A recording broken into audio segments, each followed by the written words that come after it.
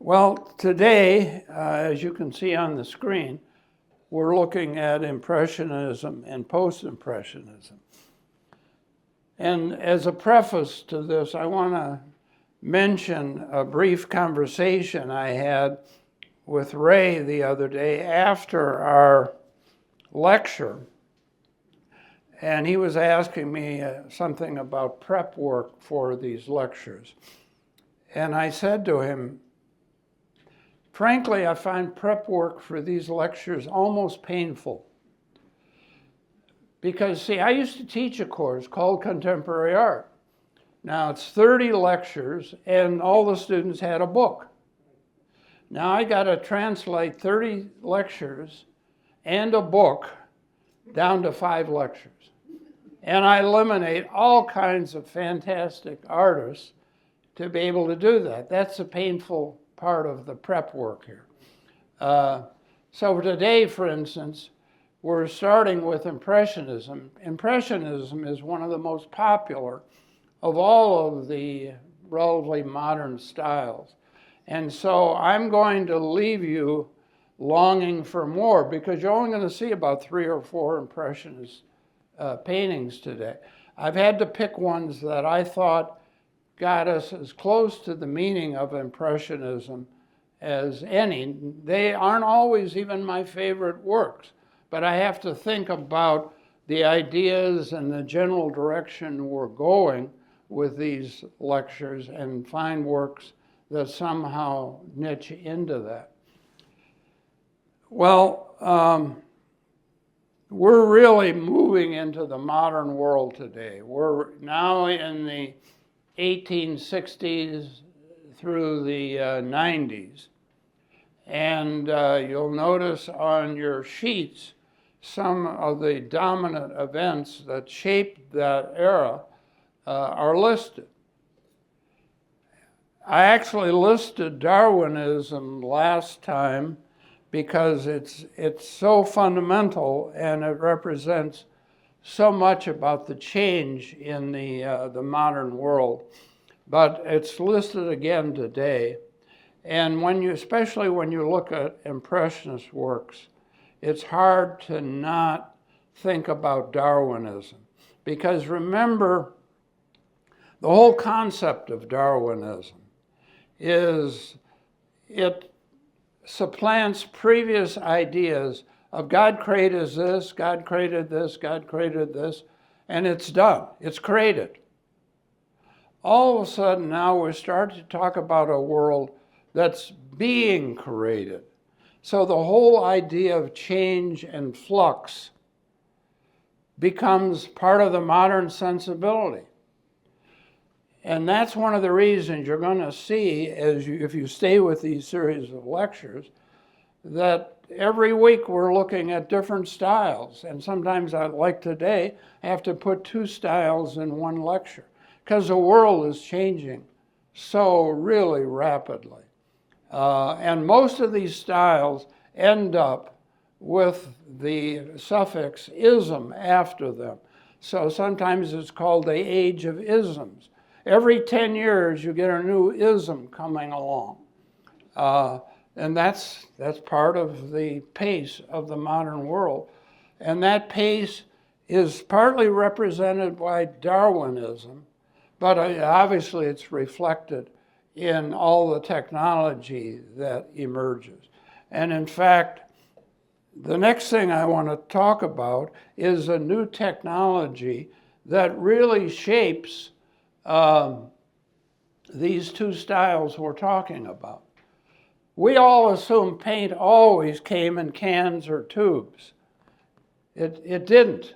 Throughout most of the history of the visual arts, artists had to be chemists as well as painters. In fact, that's one of the reasons they had assistants, because mixing paint is a very tedious project.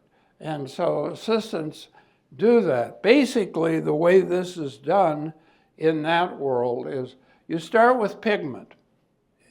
Pigment is typically a metallic oxide. like copper oxide is blue-green. Cobalt oxide is blue. Anyway, it's just dry powder.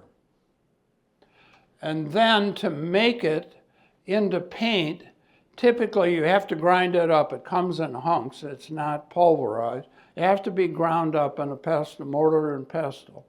Then you mix linseed oil with that, and you create a viscous substance. And then if you need to thin that, then you use turpentine or some sort of paint thinner mixture.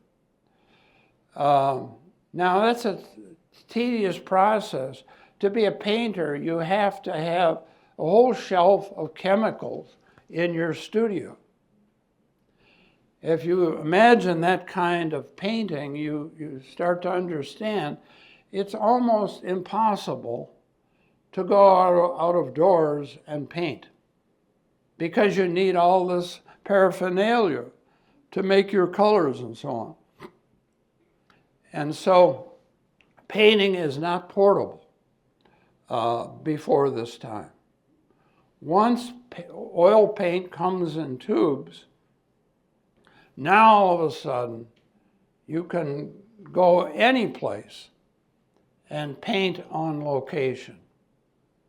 And the fact of painting on location brings a kind of energy to the work that is also the kind of energy that's part of this Darwinistic progress perspective. So all these historical forces come together in this period in a kind of unique way. The last thing I want to say about this that's really a really important fundamental development is art was taught before this time in schools called academies. The only way art could be seen if you weren't a rich patron to hire a painter to do your portrait. The only way it could be seen is to go to the annual salon, which was the exhibit of art that was created in the academy. Like most academies, the type of work done there was quite conservative. It was perpetuating the Renaissance and Baroque tradition of naturalism and realism. So anything that violated that almost never got shown in the academy. Now the academy had typically a large hall, and they hung paintings not the way we think of paintings. They hung paintings literally frame to frame to frame. There was no wall space seen. And so setting up a show, you had all these canvases of different sizes. You had to put them together in such a way that you got as many on the wall as possible, leaving no wall space at all. So if you're a revolutionary artist, as some of these artists were, either the academy would not accept your work because it would be pre-juried for these salons, or if they did accept it, it would be skied. By skied, here's what I mean. These halls were 15, 20 feet high, like a modern gymnasium. The least desirable paintings are up 15 feet off the floor. That's what being skied is. And some of these artists ended up way up there in the heavens. So all of a sudden, these artists get sick of this. And for instance, last week we looked at Courbet. Courbet could never get in the academy, partly because his paintings were so big. He occupied half of the show anyway. He hired a separate space to show his work. He figures the only way the public will see it.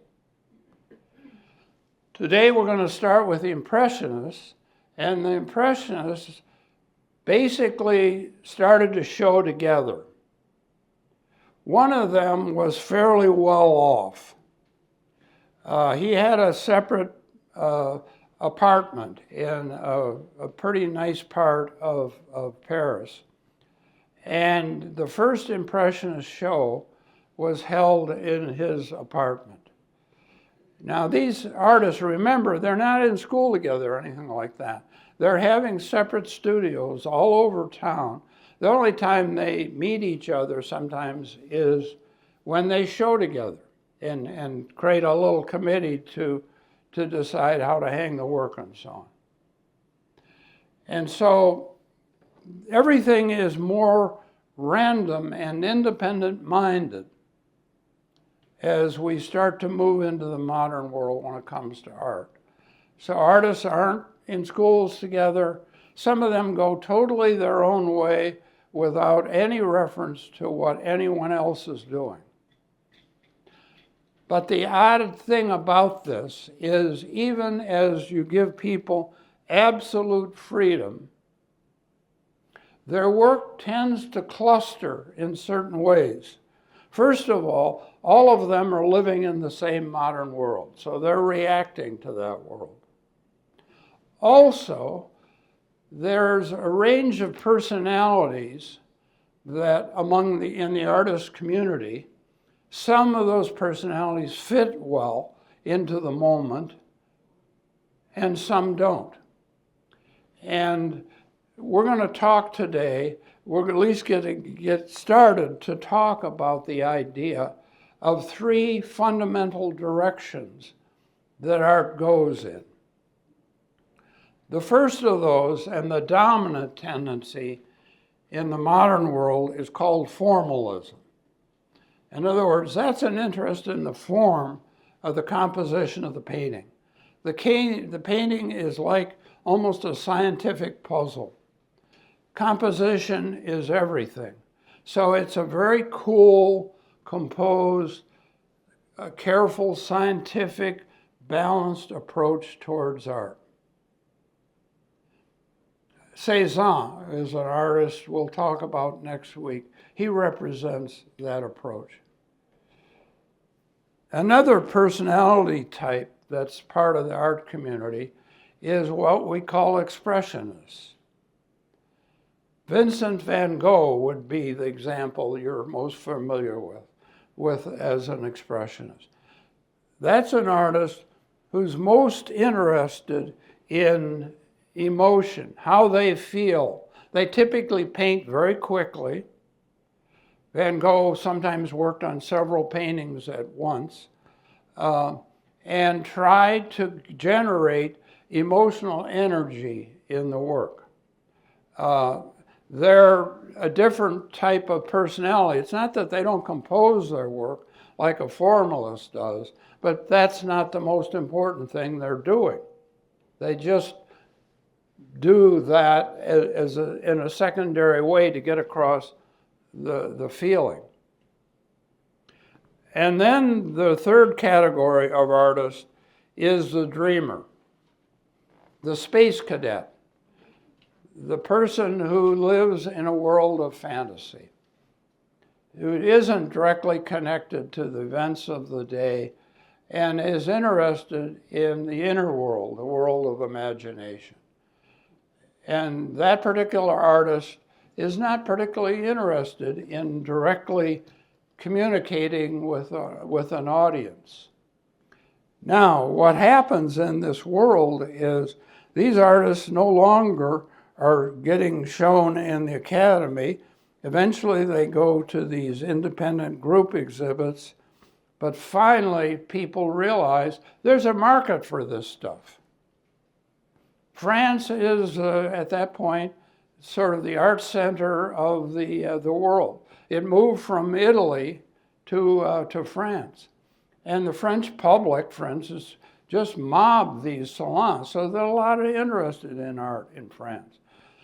Eventually people realize, hey, we can market this work by creating a gallery system.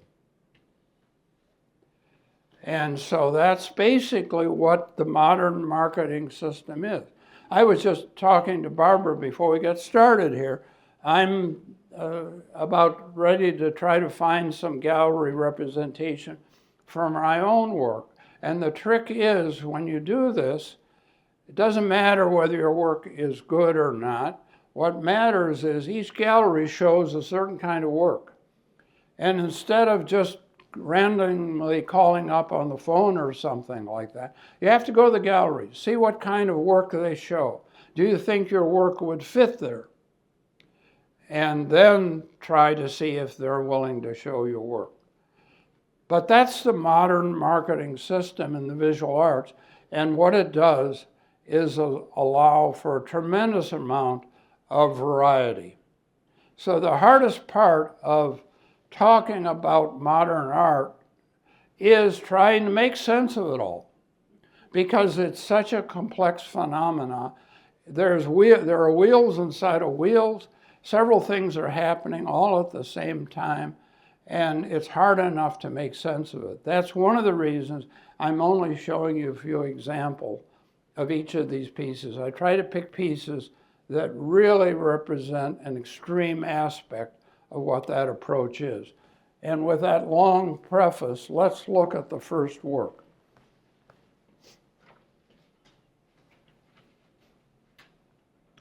This is actually the work that gave the movement its title. It's obviously by Monet. Most of you are probably familiar with Monet. Again, you see, if you look at this painting, you see how loose it is. It's not a classic painting at all. The Academy would never consider showing something like this. It's too sloppy. It's done too quickly. But what he's trying to do is give us an impression of light and color in a sunrise. Typically, we talked last time a little bit about emphasis on certain visual elements. And with Monet, the dominant emphasis is on color and light. Shapes get almost lost in a sea of color. But anyway, you can imagine the Parisian public seeing these beautiful Baroque naturalistic paintings and then all of a sudden getting confronted with something like this. And people figured, what's going on here? This guy's nuts. The average reaction to that is, well, this must be Expressionism, but it's not. He's actually a very analytical artist. He goes to these sites. Now he's got paint in tubes, so he can paint on site. And it'll only paint as long as the light allows the colors that he's working on. So for instance, he did a whole series of paintings of Rouen Cathedral. And Rouen Cathedral, in some of the paintings, is gold. In some of the paintings, it's gray. In some of the paintings, it's blue. And in some of them, it's even green, depending on the kind of time of day that he painted the facade of Rouen Cathedral. Anyway, this is what we mean by impression. We mean a quick view. Imagine walking into this room, not knowing what's going on here. And you realize, hey, I'm in the wrong space. And you immediately leave. Well, in that momentary section, you realize you were in the wrong space. You had an impression of what was there. And that's the idea, a quick concept, not a timeless, eternal, deeply sacred vision, but a quick, momentary, modern vision. Now, can we see the next one, please? This is again Monet, and this is Saint-Lazare station. It's a main railway station in Paris. The very fact that it has a railway station means, of course, obviously, that it has trains and modern transportation. And of course, to house these trains and cars, you have to have these giant metal buildings. So you've got modern architecture here with the use of superstructure and steel. And of course, you've got this hard mechanical, all these parts fitting together, all these schedules fitting together. So trains leave at a certain time, they come in at a certain time. All of that is turned into the soft, fuzzy, rich, coloristic, painterly approach to that building.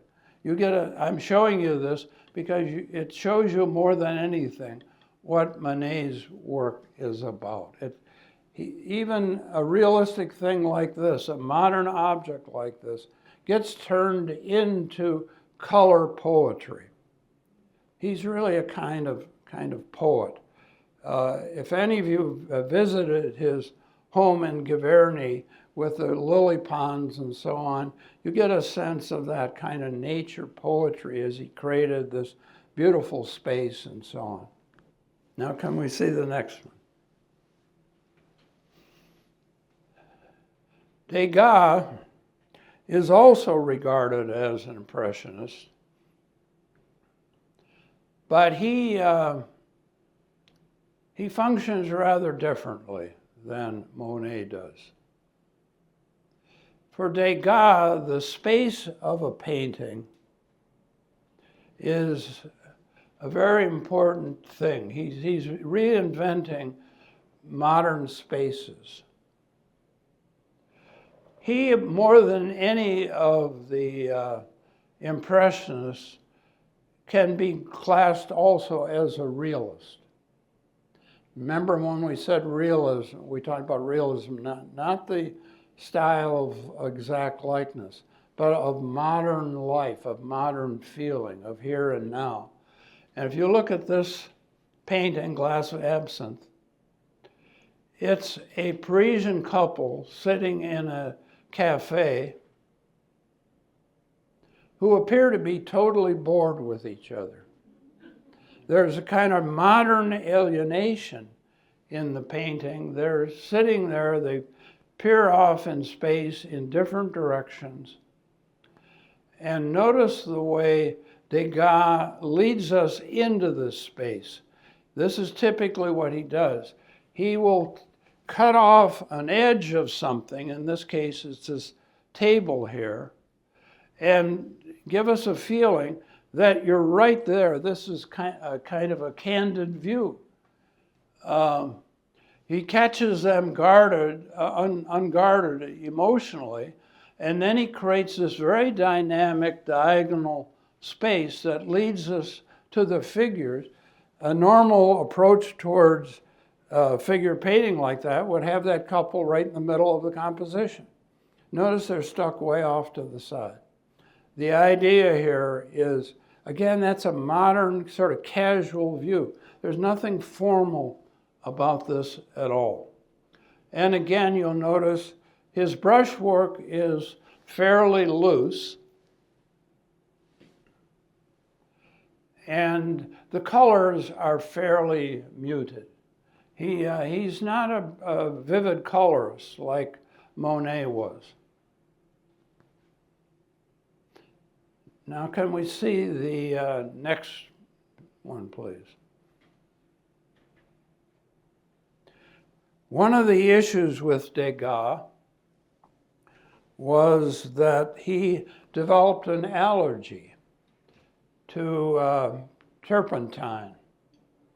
And if you're an oil painter, having an allergy to turpentine is the end of your career, practically. So he moved to pastel. Pastel is basically the same pigment we talked about as a part of paint, now mixed with chalk and bound into it with a very mild glue. So you can get great colors with pastel, but you get the dust a little bit, but none of the smells associated with oil painting. And given the fact that it's essentially a drawing medium, Again, you can work quite quickly with pastel. So in this particular case, we have a modern woman who's taking a bath in a tub. Again, notice we're getting this candid view. He shows us his tabletop with jugs and soap and hairbrushes and so on it. And then she's taking a bath in this tub. She doesn't look at us like Olympia did. She's just going about her business. So again, it's this kind of candid view. It's not voyeuristic. It's not really sexual at all. It's just basically she's an object he's working with. And he treats her somewhat compositionally. But again, it's that particular character of this medium. You make these individual strokes with the chalk. Now you can rub them and you can blend pastel, but most of Degas, he likes the energy of the drawing line, and you get a lot of linear emphasis in Degas. It's no accident that many of his works are of dancers, people in vivid movement, because you get a lot of active line in a subject matter like that. But in any case, you see how, it's this momentary, quick view, nothing grand about it. Again, if you're used in that environment, used to a painting of a person that's a portrait, looking at us, you say, okay, well, the purpose behind that painting is to tell me what that person looked like. Now, if you imagine that mindset and you're in that world, what do you say the purpose of this painting is? She doesn't even look at us. She doesn't wear any clothes to tell us what class she's from. It doesn't tell us much of anything. It just, there it is. The modern world is a fact, and you can't look away from it. That's essentially the message of these cluster of artists. Now, can we see the next one, please? Now, this is an artist I hope you're familiar with now. This is Manet. Manet had a long career. Of course, we looked at him last week, and part of the emphasis we talked about last week was the whole idea of realism, a view of the modern world. This is Bar at the Folies Bergère, and you'll notice Manet's palette has been affected by Impressionism. He hung with a few of the Impressionist artists, and he started to paint the way they did. But he never left the realistic foundation of his work. Notice the figure itself, the woman who's at this bar, she's wearing black. Again, black is a favorite color of Manet. It sort of grounds the canvas. And then he loves to do his still life. So you get the bottles in the foreground, you get the oranges in this glass dish, you get flowers. All of that becomes part of his love of still life. Look at her face. Does she look all that happy about what she's doing? This is a modern person who has to work 8 hours a day in a noisy environment, who's probably quite poor, surrounded by rich people getting blasted with booze. Now look at the background of that painting. You have apparently a mirror behind her. And the space of this painting is really hard to figure out. Again, Manet is very calculating. In some ways, he's a formalist. He thinks about complicated ways to represent space. You see all that flickering brushwork in the background, that reminds us of Impressionism. Now look off to the right. The space of this painting is hard to figure out, but that figure you see there is probably her reflection. Notice you're just seeing the back of the figure. Now next to her, you see this figure of a man with a top hat. You just get a portion of him. Now the question is, this is all seen in this background mirror.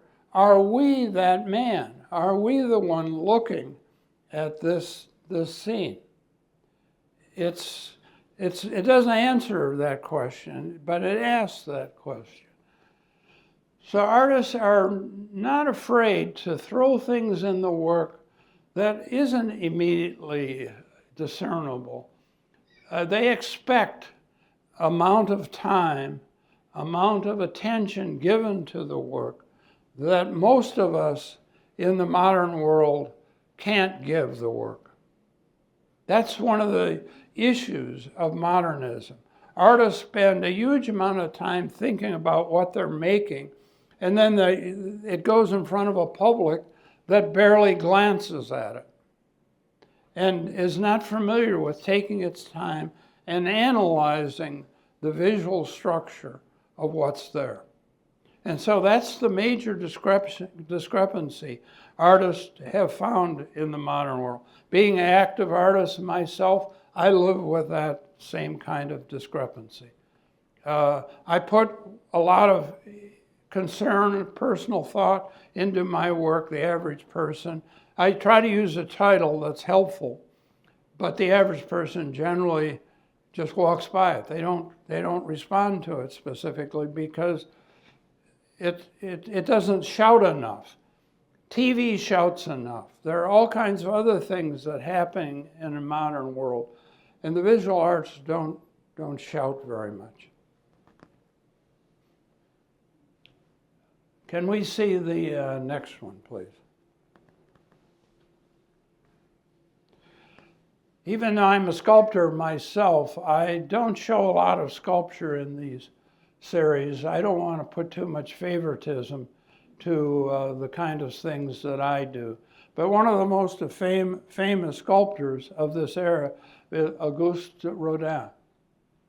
And this work you probably all have seen one time or the other, The Thinker. It actually was part of a large composition he made that was supposed to be entry doors for a major Parisian museum. It was called The Gates of Hell, and it had hundreds of figures in it. He worked on his whole career on this thing. They were huge bronze doors. It took practically a tractor to be able to open and close them. They were so big and heavy. Anyway, the crowning figure on the top of this giant set of doors is the thinker. And how would you even think about this as impressionistic? But the only way you can imagine that is if you have to get close to a Rodin and see that bronze is essentially, first of all, made out of clay or wax. Eventually gets translated into bronze. But it starts with a very soft, pliable material. Previous artists, when they work at bronze, really worked over that surface to remove any fingerprints or anything like that. Rodin leaves a very active, flickering surface on his work, and that allows us to think about it as somewhat impressionistic. As you walk around the work, you get all these flickering highlights, and he exaggerates the musculature a little bit and creates deeper spaces in the form to create deep shadows and then flickering highlights. Whenever I see this work, I have to admit part of my personal history. I went to Wayne State University in downtown Detroit. Any of you who've been to downtown Detroit, you know the Art Institute is along Woodward Avenue. Wayne State University is a block away from there. And in front of the Art Institute of Detroit, I don't know if this is true now, I haven't been back to Detroit in quite a few years, was the Thinker. As a budding sculptor, I would go over there on lunch hour and take a bag lunch over to the Art Institute. This is back when you didn't have to pay to go into museums or anything like that. I would go into the middle court of the Art Institute, and there's famous Diego Rivera painting of the Ford Rouge plant in that courtyard. But anyway, I would go by this work all the time and was profoundly impressed by it. The problem was, you put this work out of doors, all of a sudden it turns green and it's not shiny anymore, so you're not getting these reflections. Now, can we see the next one, please? Now we're going to look at Post-Impressionism, which got that name because all of the artists we're going to look at associated with Post-Impressionism started off as Impressionists. But their personalities were such that they couldn't keep their work in the kind of neutral compositional frame that was associated with Impressionism. And their personalities started to dominate. They used the technique of Impressionism, of quick painting with very thick viscous paint, but they had different goals in mind totally. This painting looks like it was done on site, and maybe it was done on site, but it could just easily have been done in the studio, because none of us have ever seen a night sky quite like that. You see what Van Gogh does, he takes nature and sort of animates it with his emotional energy. Now, I'm a great fan of Van Gogh, but in many ways, I'm angry at him as well, because he had mental problems. He never painted when he had those problems, but he did, in fact, have mental problems. And he was the one that created that very popular image. To be an artist, you have to be a little nuts. And most of us had to live with that. I lived with that in my entire academic career. It was only towards the last end of my career that people realized, they figured, well, he's an artist. He can't be organized. He can't be a manager. Towards the end of my career, I ended up becoming a dean and eventually, even for a short period of time, a provost of university. But it took people 40 years to figure out I could do that, because I had to live with this crazy image that if I was a halfway decent artist, I was going to be a little nuts. So the other side of this is, well, if he's not nuts, he can't be a very good artist. So, you can't win in that kind of world. Anyway, you can see what Van Gogh does. He takes what is a quiet, rural scene, mountains, a church in the center of this village, little buildings here. These are cypress trees that look like flames on the side there. In fact, cypress trees in France actually do look pretty much like that if you've been there and seen them. He takes that quiet little village with a few lights on in a few of the places, and then all of a sudden you get that night sky with this amazing, twisting, turbulent, convoluted set of forms. And he, in order to heighten the emotional energy of the work, he starts to use what is characteristic of his work: complementary colors. Complementary colors are colors that are opposite each other in the color wheel: red and green, purple and yellow, blue and yellow or orange. And the reason he uses them is spatially they're very complex. Warm colors, reds, yellows, etc., come towards us visually. They advance because they express a kind of energy, partly associated with fire and all of our natural experiences. Cool colors tend to recede.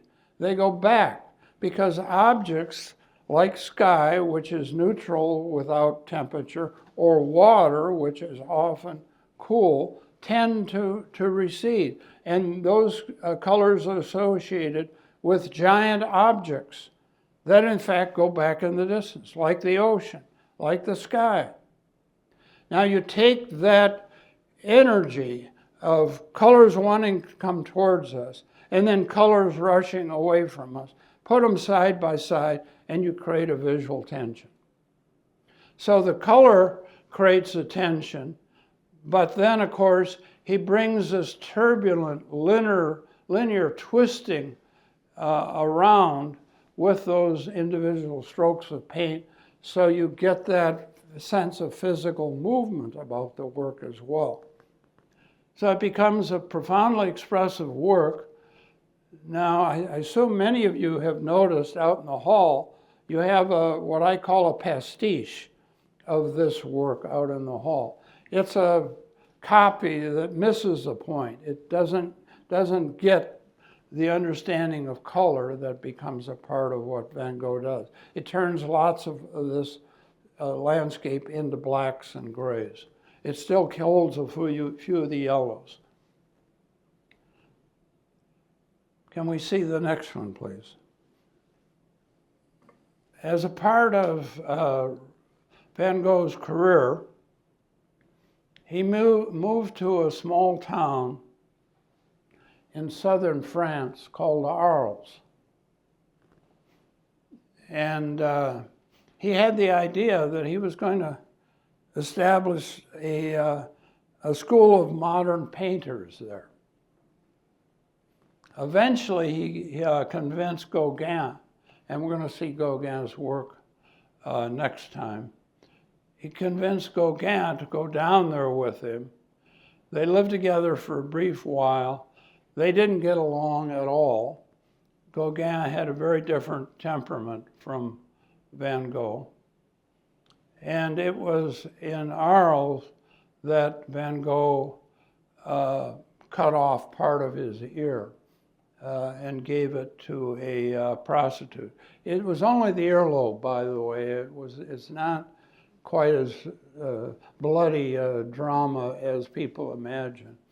But in any case, if you look at this painting, look at the complementary colors.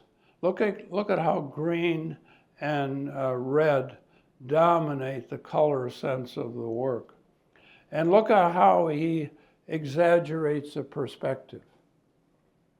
Remember, we said to get to these expressive goals of modernism, artists are going to walk away from the old traditions. Now, he knew enough about perspective to know what he was doing here.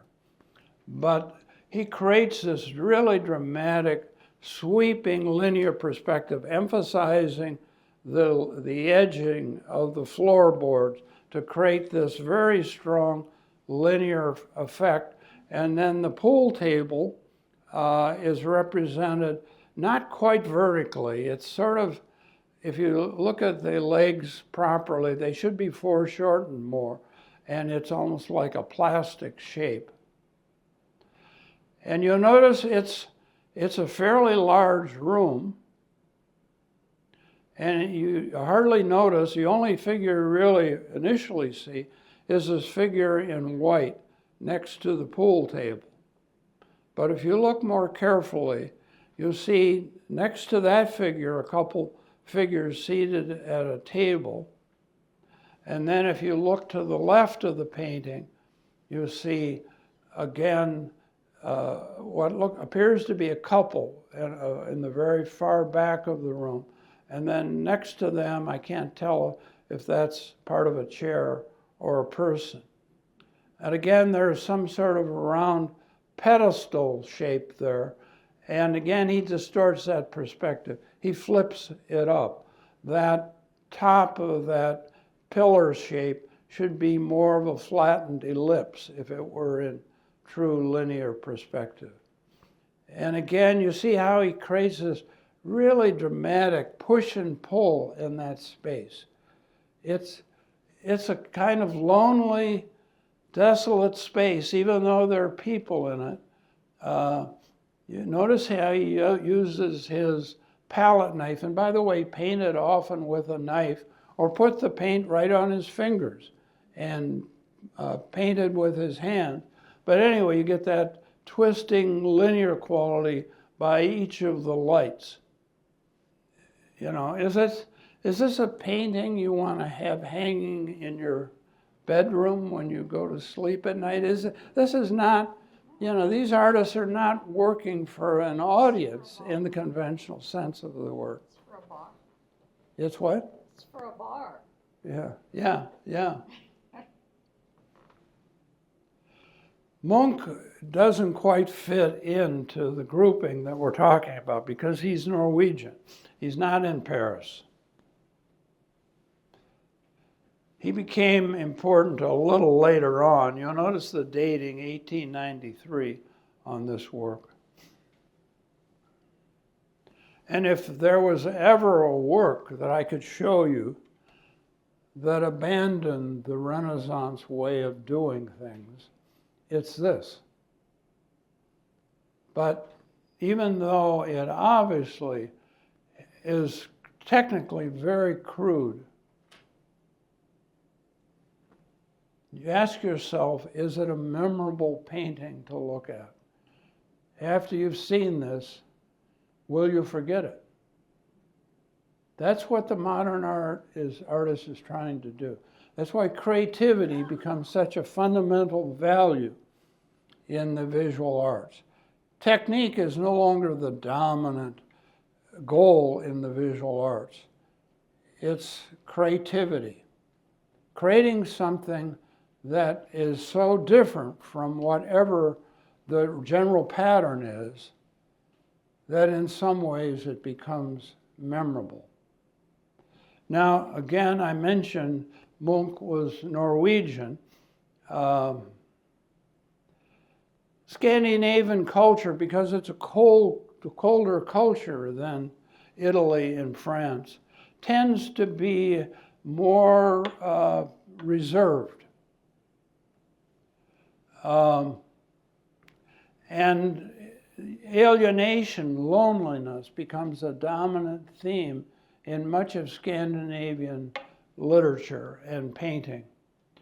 Here you have this figure on this, what appears to be some kind of a bridge, and you notice again the perspective is really distorted, so this space races way in the background. And then you got a blue above that, suggesting that the bridge is over some water area.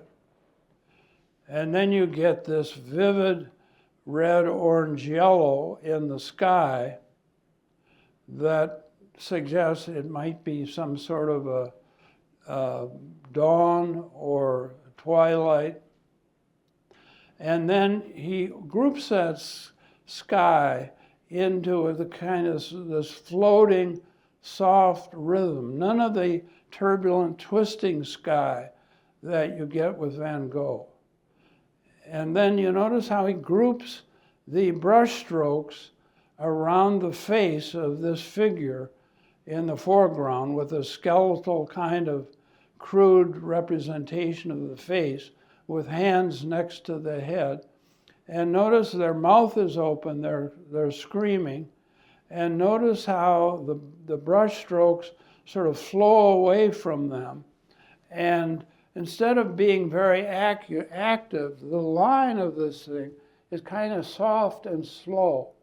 And what's happening is that slow rhythm suggests the sky, that cry is not being heard. It's being muted. That sky is heavy and pushing down on that cry. It's a frightening image of loneliness. And again, as I mentioned, he came from Scandinavian culture, which is a colder climate, tend to be more of an indoor culture. And if you read about Scandinavian literature and so on, you'll get a sense that this is kind of characteristic of a Scandinavian approach, at least in this particular era. Now, we've got a couple minutes left for questions. As I mentioned to you last time, my favorite part of this class are trying to respond to what questions you ask me. I'm not always ready to be able to give you an answer, but at least I'll try. Can I help anyone with any questions? Yes? I'm curious, they all seem to be smaller, just a couple feet, where previously they were... That's right. They have no public for these works. So that they have to sell them in galleries. And so it's typically smaller. They have no previous client, so the cost of materials and so on, they have to foot themselves.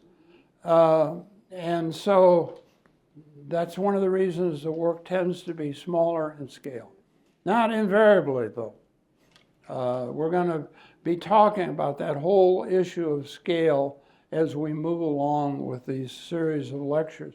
We're going to finish off with giant murals on Cincinnati buildings that suggest something about scale and why that's done in the time in which we live.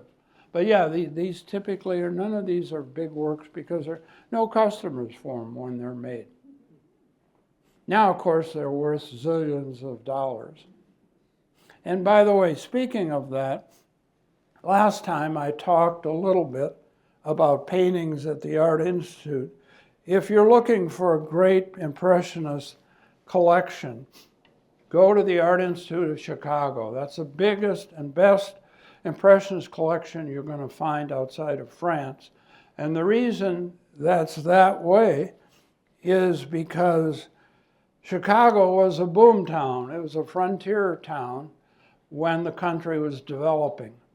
And McCormick's, Ryerson's associated with steel, McCormick's associated with feed, Fields associated with marketing. All of these millionaires cluster in Chicago. Now, most of them were far too busy earning millions of dollars to go anywhere, but their wives took the grand tour. And of course, Paris is a highlight of the grand tour. And they've got money that they don't know what to do with. So they buy all of these Impressionist paintings. The French found these paintings that we're looking at today not very appealing. Took them a long time to be interested in this work. But the Americans thought it was terrific. Again, coming from a high energy, industrialist-based culture associated with their husbands and their businesses, this work appealed to them. So they bought boatloads of this stuff. And it all mostly ended up being donated to the Art Institute in Chicago. Can I help with some questions here? Yes.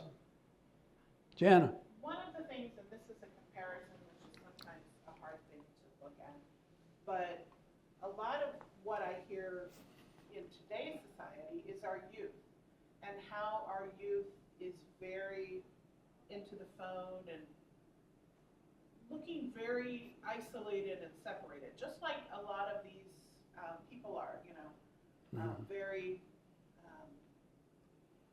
almost upset with things that are going on. And I'm wondering what that says about our art that is coming out today, our modern Impressionist art. Mm-hmm. Okay. Well, it's, as I think you're all aware, there's a massive social deterioration going on with our young people, because the phone becomes their medium rather than direct meeting in a physical way. And their social skills are dramatically deteriorating. They say totally dumb things that get perpetuated forever in email and so on. And it is an issue we all have to think about. The other issue is there's no editing process in that kind of communication. So all kinds of misinformation gets spread all over the place. And because somehow it's in that form, it seems more believable. My generation, people would say things that were obviously untrue. Well, it's in a book. I read it somewhere. And we all thought, well, if it got published in a book, it must be true. What, of course, that's not always the case at all. Nowadays, it's not the books anymore. It's that phone.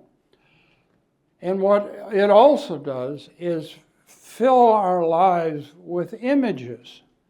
Everywhere there are images.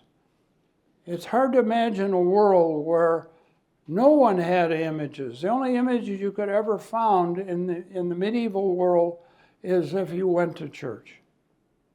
That's it. There were no images available to you. Now you all carry thousands of images in your purses and pockets.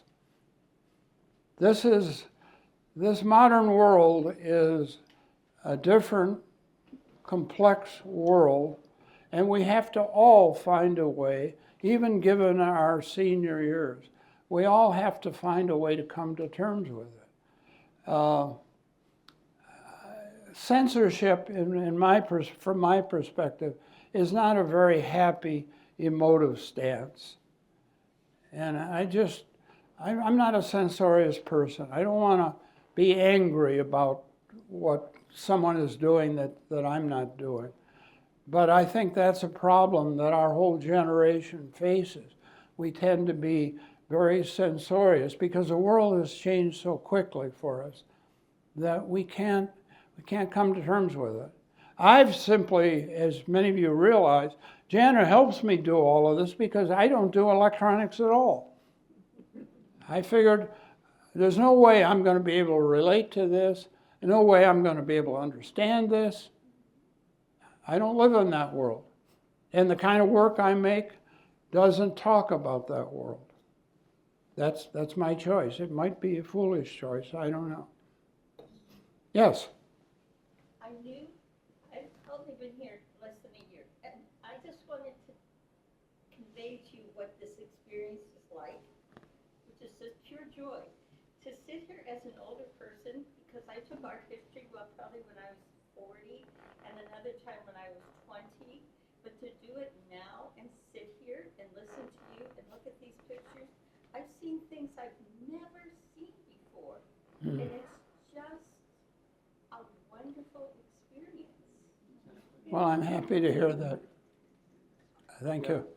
By the way, I'm going to share with you, as an adjunct of the little diatribe I offered you, a week or so I had to teach my daughter's drawing class. My son-in-law had surgery, and my daughter wanted to be with him, so I took her over her drawing class. And she gave me instructions of what to do.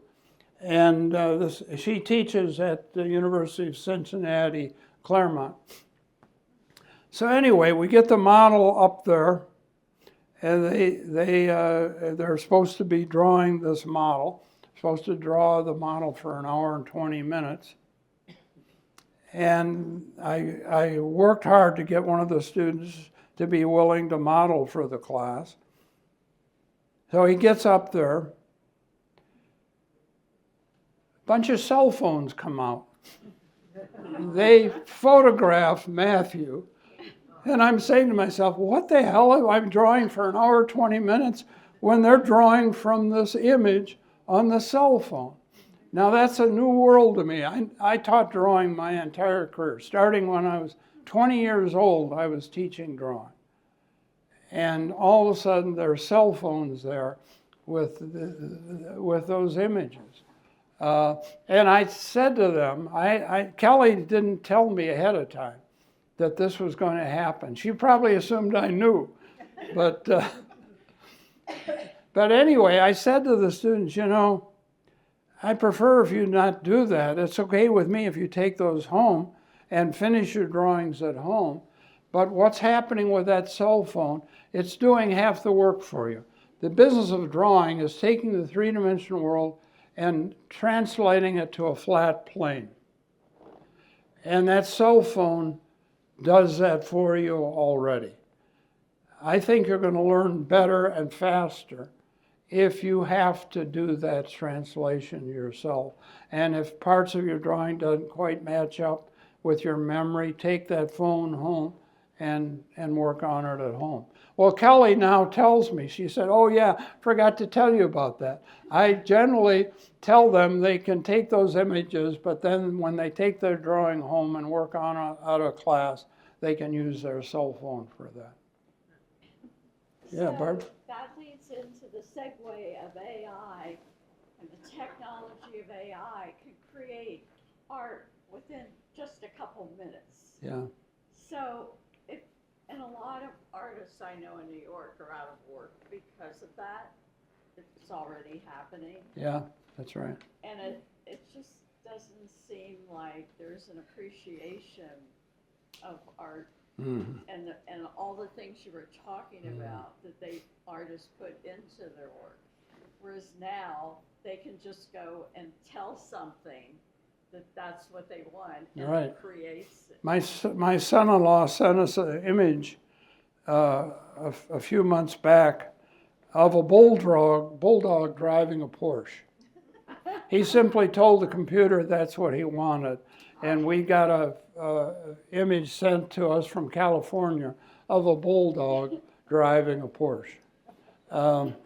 And what's most troubling about this, these techniques are so subtle and complex, they can mimic handmade in a way that's beyond, you think, well, it'd be a mechanical image and you could tell that it was done mechanically.